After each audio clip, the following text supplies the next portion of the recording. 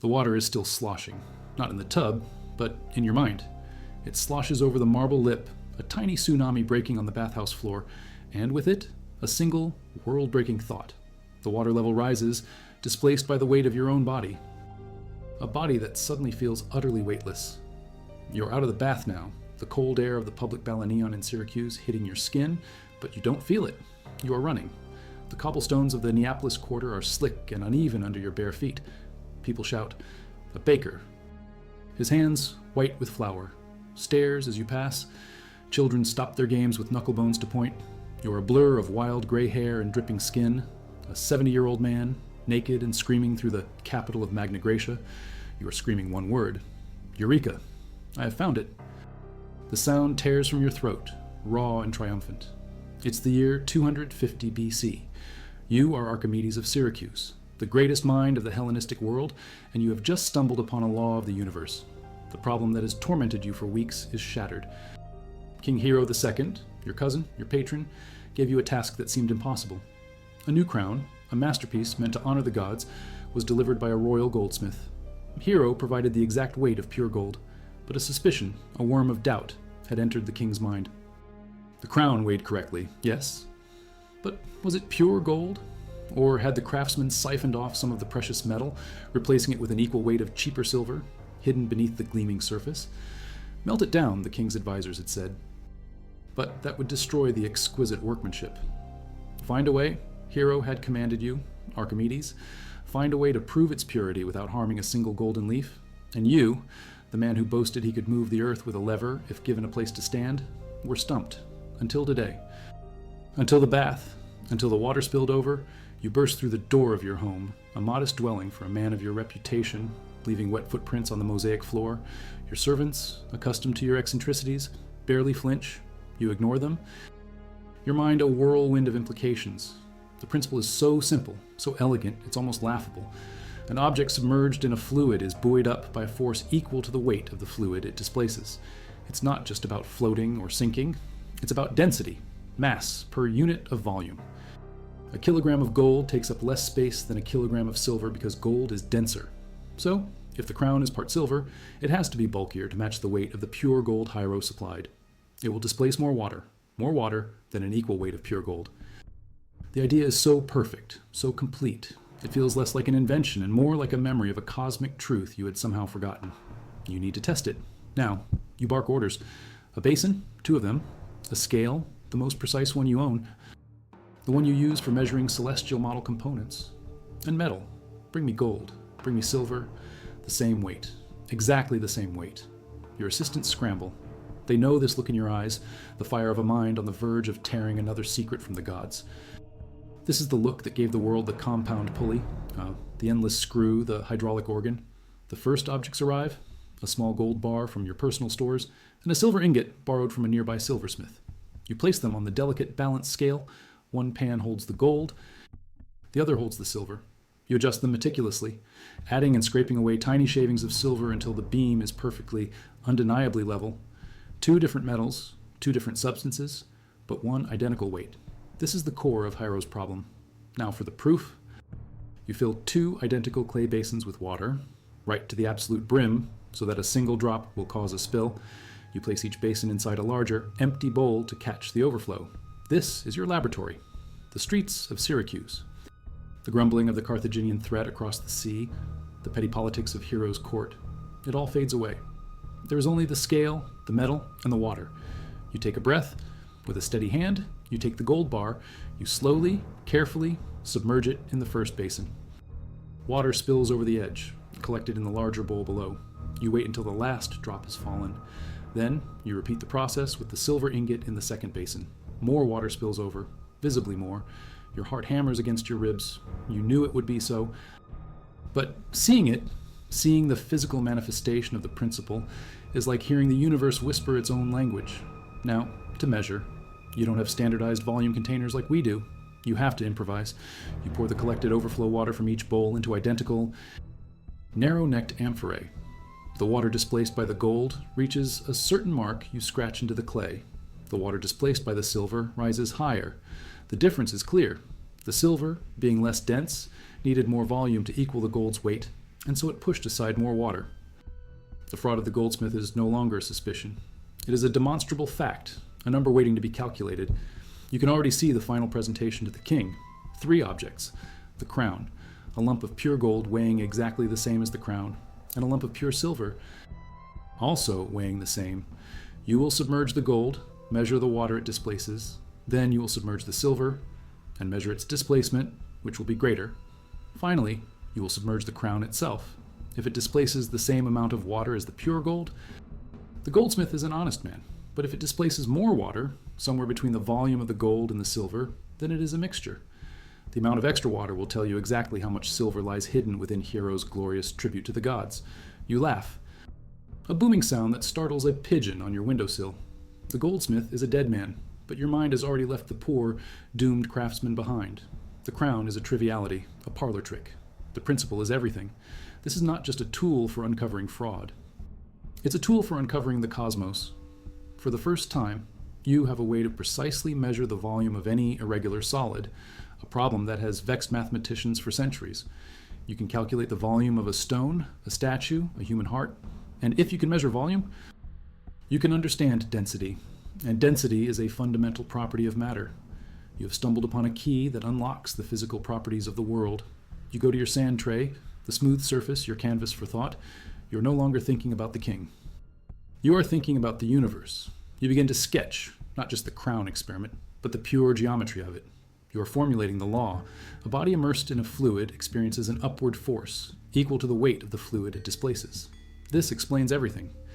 It explains why a log floats and a rock sinks. It explains why a huge ship laden with grain can sail across the sea. You realize you can now calculate, with unheard of precision, the stability of any vessel. If you value documented history, the kind that digs into the moments that changed the world, subscribe.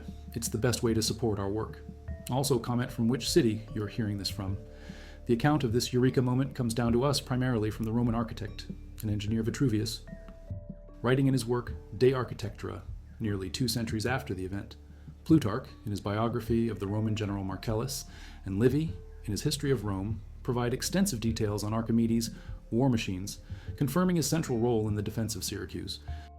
These classical sources, when combined with surviving copies of Archimedes' own mathematical treatises like On Floating Bodies, paint a vivid picture of a mind operating on a level few have ever reached. Now back to the information. Your mind is now racing far beyond crowns and crooked craftsmen. This isn't just a party trick for a king. This is a tool, a way to measure the world. You think about the ships being built down in the great harbor of Syracuse, one of the busiest ports in the Mediterranean. Hero is in an arms race with both Rome and Carthage. He's commissioned the Syracusia, a ship of unprecedented size, a floating fortress designed by Archias of Corinth. The writer Athenaeus will later describe its almost mythical features: 3 decks, mosaic floors depicting the entire story of the Iliad, a gymnasium, a bathhouse, gardens, and even a temple to the goddess Aphrodite. It was designed to be a warship that could carry nearly 2,000 soldiers, and also a luxury liner capable of carrying hundreds of passengers. It was to be the largest ship ever built in the ancient world. The problem is its weight. The engineers are working from experience, from rules of thumb. They build, they launch, and they pray. Calculating its displacement, its draft, its stability has been a nightmare of guesswork and approximation. But now you have a principle. A law? You can calculate the buoyant force that will act on the hull with precision. You can determine exactly how much cargo it can carry before it becomes unstable. You can tell them exactly where the waterline will sit. You grab a fresh sheet of papyrus, you begin to calculate the volume of the ship's hull, slicing it into geometric shapes you can measure. The ship is no longer just a wooden structure. It is a set of mathematical problems.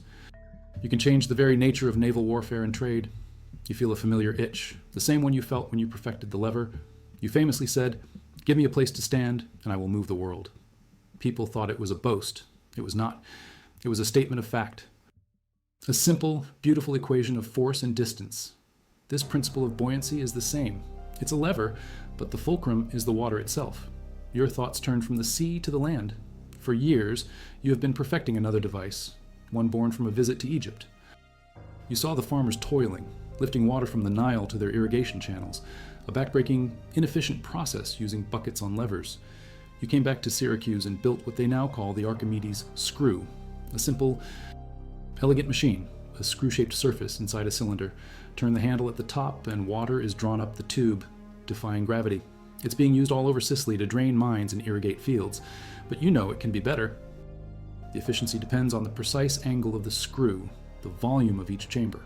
With your new principle, you can calculate the volume of water lifted with each turn with absolute precision. You can optimize the design, not through trial and error, but through pure mathematics. You can create a formula for lifting water. You're not just an inventor, you're a codifier of the physical world. You're writing the rules. You can see how all your work connects: the lever, the pulley, the screw, and now buoyancy.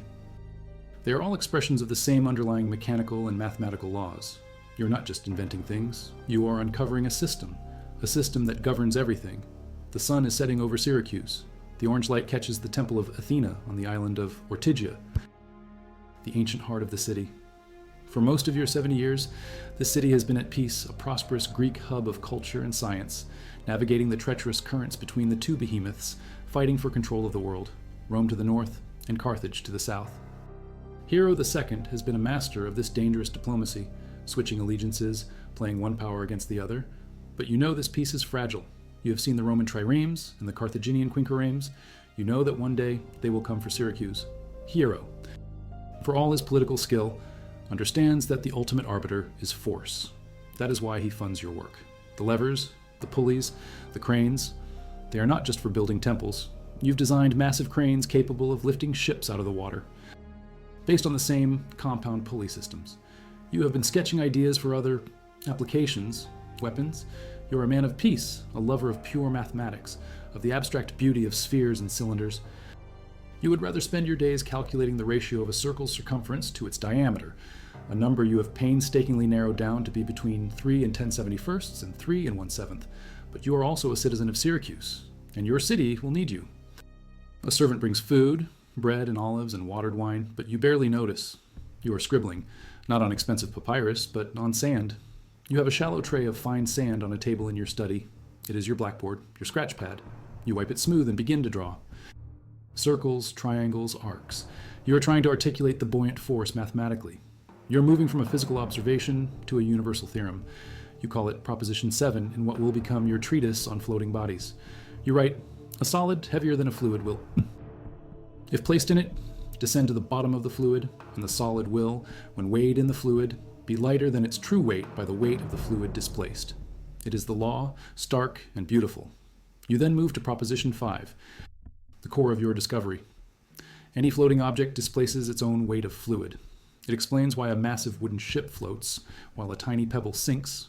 The ship, for all its mass, is a hollowed-out shape that displaces a huge volume of water. It floats when the weight of the water it pushes aside equals the total weight of the ship. The pebble, dense and small, can never displace enough water to equal its own weight. It's all a balance, a cosmic scale. You spend hours in the quiet of your study, deriving these propositions one by one, building a logical edifice that will be as solid and unshakable as the temples on Ortygia. This is what separates you from other inventors. You're not content to simply build a machine that works. You must understand why it works on the most fundamental level. You must create a theory that can predict the behavior of any object in any fluid. Your mind drifts back to the war machines. Hiero's fear is palpable. The First Punic War, a 23-year meat grinder, ended just 9 years ago in 241 BC. Rome won, taking Sicily from Carthage and turning it into their first province. But Syracuse, thanks to Hiero's alliance with Rome, remained independent, a fragile independence. Now, tensions are rising again. A Carthaginian general, Hamilcar Barca, is carving out a new empire in Spain, and his son, Hannibal, is said to have sworn a blood oath of eternal hatred for Rome. War is not a matter of if, but when, and Syracuse is the prize jewel of the Mediterranean, a strategic linchpin. Whoever holds Syracuse holds the sea lanes. So you sketch a giant claw, an iron grapnel on a massive wooden arm, operated by ropes and pulleys from behind the city walls. It could swing out over the harbor, grab the prow of an enemy ship, and, using the principle of the lever, lift it violently out of the water, either capsizing it or dropping it back to be smashed on the rocks. It seems fantastical, a nightmare from mythology. But the math works. The lever multiplies the force of the men working the ropes. The physics is sound. You have seen Roman engineers at work. They are brilliant builders of roads and aqueducts, but their understanding of theoretical mechanics is primitive. They build through brute force and tradition. You will fight them with mathematics. You will turn their ships into toys. You think about optics, another of your obsessions. You know how a curved mirror can focus sunlight. You've used them to study the stars, but what if you made a very large one? Or an array of smaller, polished bronze shields, all angled to focus the sun's rays on a single point? Could you create a heat ray? Could you set the sails of a Roman ship on fire from the walls of Syracuse, hundreds of yards away? The idea is audacious. It would require hundreds of men, perfect coordination, a clear sunny day. There are problems of atmospheric distortion, of the ship moving, but is it possible? You do a quick calculation in the sand. The amount of energy required is immense, but the sun provides it for free. You would need to make the mirrors perfectly parabolic. You have already worked out the mathematics of the parabola. You are the first to do so. You can describe its properties with equations. The theory is there. The engineering would be a monumental challenge. But the thought of a Roman fleet bursting into flames before it even reaches the shore, that is a powerful motivator. You shiver. And it's not from the evening chill. The power of these ideas is terrifying. You are a mathematician. You deal in abstract truths, but these truths can be forged into weapons of unimaginable destruction. Is there a moral calculus for this?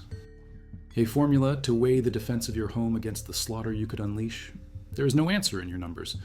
You also think about your work on catapults. Before you, building a catapult was a craftsman's art, based on tradition and secret knowledge. You transformed it into a science. You derived the mathematical relationship between the diameter of the torsion springs, the bundles of sinew that powered the machine, and the weight of the stone it was designed to throw. You created a formula, a calibration rule, that allowed for the construction of catapults of any size, with predictable power and range. Hiero's armies now possessed artillery that was standardized, reliable, and far more powerful than that of their rivals. The mighty walls of the Eureka fortress, the pinnacle of Greek military architecture that dominated the high ground west of the city, were designed with firing platforms specifically for your machines. You made the very stones of Syracuse a weapon. The night deepens. Syracuse is quiet now, save for the watchmen on the walls of the Eureka fortress and the distant sound of waves against the sea walls of Ortygia. You are alone with your thoughts, the sand tray wiped clean and then filled again and again with diagrams. The crown problem is solved. It was the catalyst, the spark. But it has ignited a firestorm in your mind. This one principle, this simple observation in a bathtub, connects everything. It connects the flight of a thrown stone to the orbit of the planets. It connects the design of a ship's hull to the measure of a king's crown. You feel like you have been given a new sense, a way to perceive the hidden architecture of reality. You think about the cosmos. You've built a mechanical sphere, a planetarium that models the movements of the sun, moon, and the 5 known planets. It's a marvel of bronze gears and cycles, predicting eclipses, showing the retrograde motion of Mars. It is so accurate that the Roman general Marcellus, who will one day lay siege to your city, will take it back to Rome as his only personal spoil, a testament to your genius. But even as you built it, you knew it was just a model, a mechanical imitation of a deeper, mathematical reality.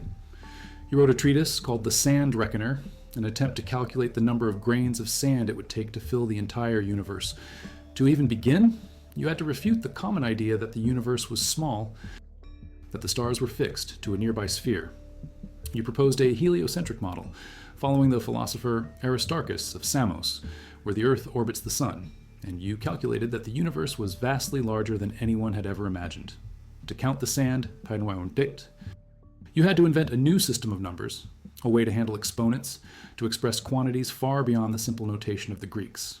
You calculated the number to be 8 vigintillion, or 8 times 10 to the power of 63, a number so large it was meaningless to most people.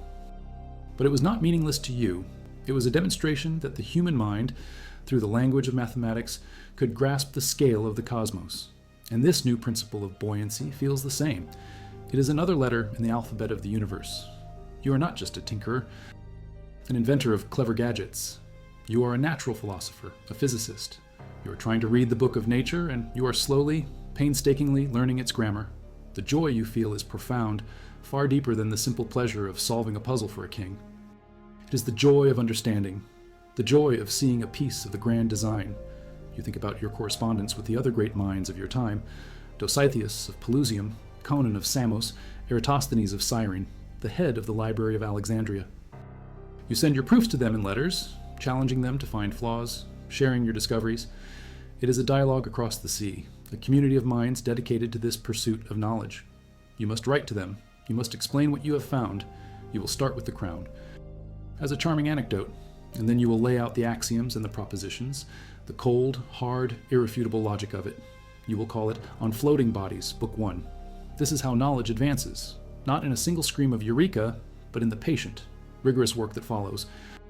The formulation, it's the testing, the peer review, the publication. You even think about the famously difficult cattle problem you posed to Eratosthenes, a complex set of equations about the number of the sun god's cattle. The smallest solution runs into the hundreds of thousands of digits. It was a challenge, a mathematical joke almost, designed to test the limits of their number system. It's in these abstract games that the mind is sharpened for real-world discoveries. If you appreciate this deep dive into the factual and intellectual world of one of history's greatest minds, hit that subscribe button. It helps us create more content that goes beyond the headlines. Let us know in the comments where you're watching from. Our understanding of Archimedes' breadth of work comes from multiple sources. His mathematical treatises, like On the Sphere and Cylinder and the Sand Reckoner, survived in Byzantine copies. The stories of his war machines are detailed by historians like Polybius and Plutarch, particularly in their accounts of the siege of Syracuse in Book 8 of Polybius's Histories. The Eureka story itself is famously recounted by Vitruvius. These sources, written in the centuries after his death, paint a consistent picture of a mind without equal in the ancient world. Now back to the information.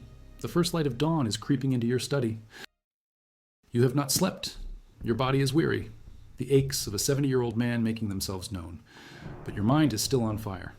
The 24 hours since you stepped out of that bath have been perhaps the most intellectually fertile of your entire life. You have not just solved a king's problem. You have unlocked a new branch of science. You have seen how it will reshape engineering, from naval architecture to irrigation. You have connected it to your military designs, turning a principle of physics into a weapon of war. You have placed it within the grander context of your life's work, the quest to understand the cosmos through the pure language of mathematics. You stand up and stretch, your joints cracking in the morning quiet. It is time. Time to move from theory to practice. Time to prove the goldsmith's guilt. You call for your assistance. They find you not exhausted, but energized, your eyes clear and focused. The plan for the demonstration is already fully formed in your mind. It must be simple, dramatic, and undeniable. You will not just present Hero with a mathematical proof. You will show him.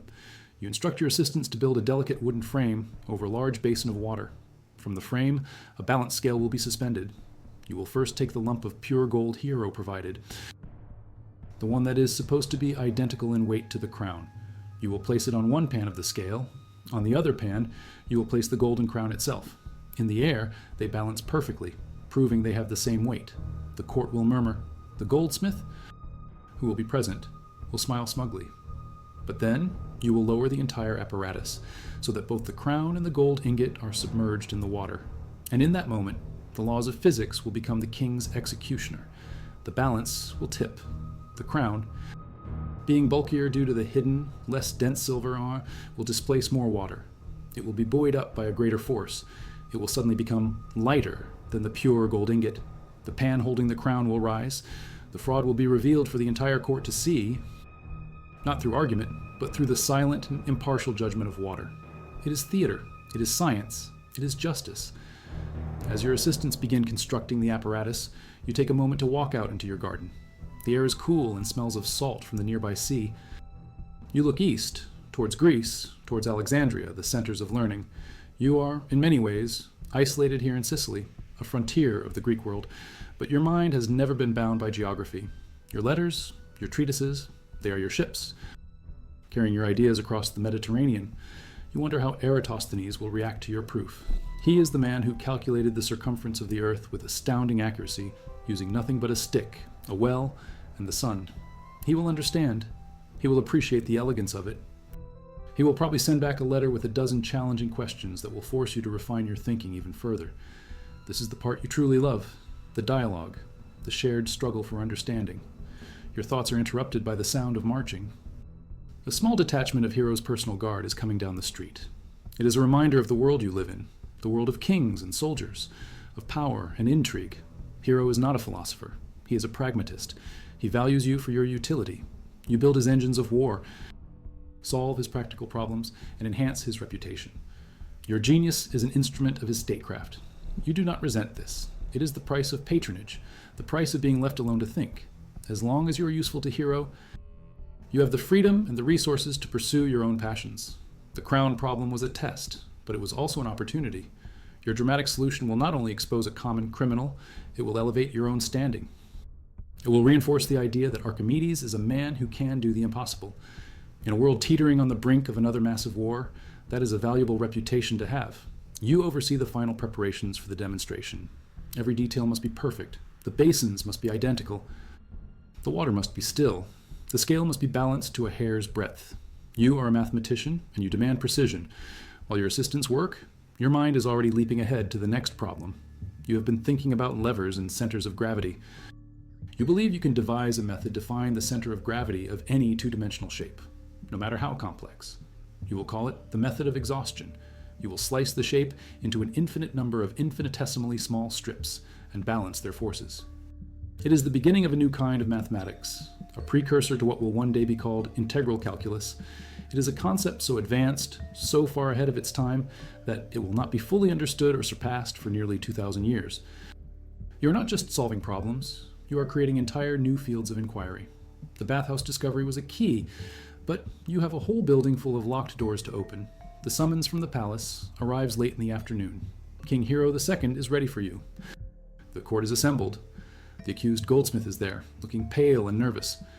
You walk into the grand hall of the palace on Ortygia. Your simple robes, a stark contrast to the finery of the courtiers. Your assistants carry in the apparatus, the basins, the stand, the delicate scale.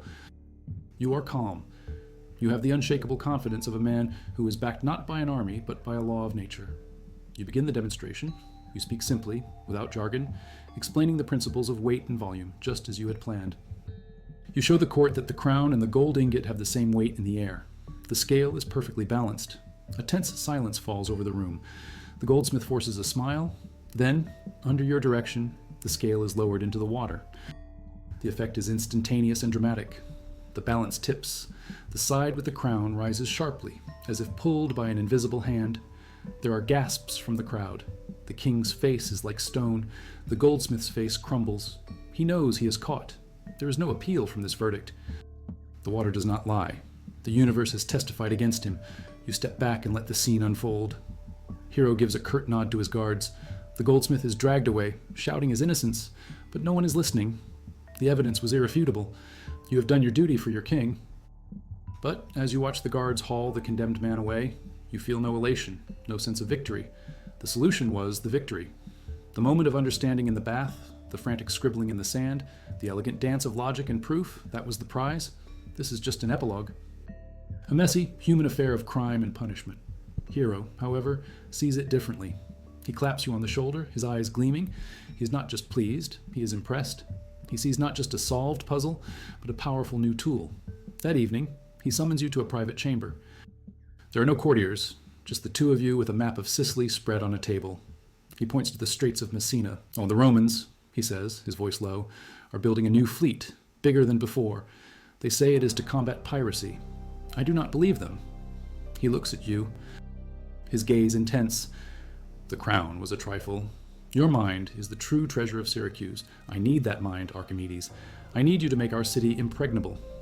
In that moment, your role is cemented. You are no longer just the king's cousin, the eccentric genius. You are now the chief architect of Syracuse's defense. The Eureka moment has led directly to this. The bathwater has washed you into the heart of a geopolitical storm.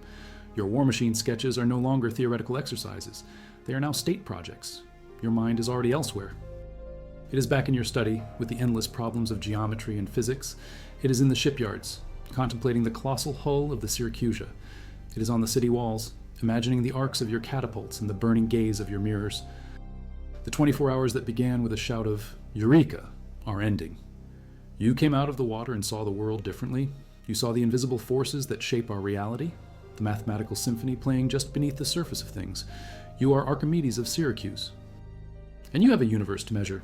Your work has just begun. The Romans are coming, and you will be ready for them.